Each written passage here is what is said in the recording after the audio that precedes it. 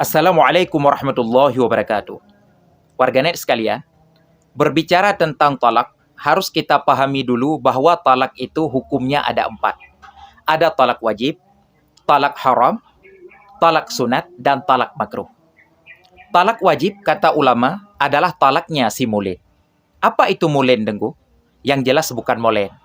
Karena molen adalah kue yang dibuat dari pisang kecil, dibalut dengan tepung, digoreng.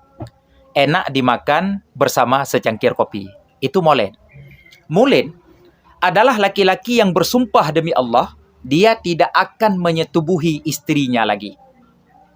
Maka laki-laki ini, dia harus memilih antara dua, yaitu antara melanggar sumpah dan membayar kafarat, ataupun menceraikan istrinya. Maka ketika dia tidak mau membayar kafarat, tidak mau melanggar sumpah, berarti wajib menceraikan istrinya. Memang kalau kita pikir aneh, Tengku. Kok bisa ada laki-laki yang sudah punya istri, sudah halal bersetubuh, justru bersumpah tidak mau menyetubuhi istrinya lagi. Tapi ya inilah dunia, apa saja bisa terjadi. Yang jelas, dia harus memilih antara dua, kalau bukan melanggar sumpah, yaitu harus wajib menceraikan istrinya. Itu yang pertama. Yang kedua adalah talak haram. Talak haram, contoh yang diberikan oleh ulama adalah talaknya seorang laki-laki ketika dia sakit dengan tujuan supaya kalau nanti dia meninggal, istrinya tidak mendapatkan warisan. Jadi, kita kalau sakit pasti memikirkan tentang kematian. Si suami ini yang dia pikirkan bukan cuma kematian, tetapi dia memikirkan bagaimana caranya supaya si istri tidak dapat warisan dari hartanya. Memang itulah seperti saya katakan tadi, inilah dunia, apa saja bisa terjadi. Yang jelas, menceraikan istri dalam keadaan seperti ini, hukumnya adalah haram. Karena tujuannya sangat buruk. Mungkin inilah yang disebut dengan benci sampai mati. Kemudian, yang ketiga adalah talak yang sunat.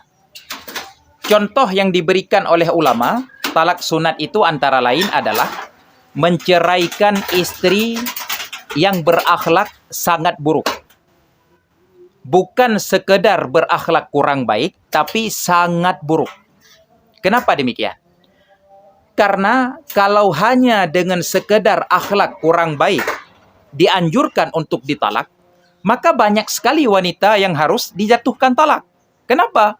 Karena kata Rasulullah, al-mar'atu salihah fin nisa kal ghurabil a'sam. Wanita yang salihah di kalangan perempuan adalah seperti gagak yang putih sayapnya. Sulit sekali ditemukan. Maka yang dianjurkan untuk dicerai adalah yang berakhlak sangat buruk. Dengan sekira-kira bihaisu la yasbir ala isyratiha adatan. Dengan sekira-kira laki-laki biasanya, kebanyakan laki-laki tidak sanggup bersabar dengan perempuan yang berakhlak seburuk itu. Itu yang dianjurkan untuk dicerai.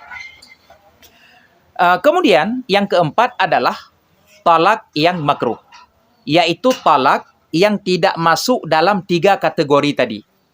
Tidak masuk dalam talak haram, tidak masuk dalam talak wajib, tidak masuk dalam talak sunat, maka hukumnya adalah makruh.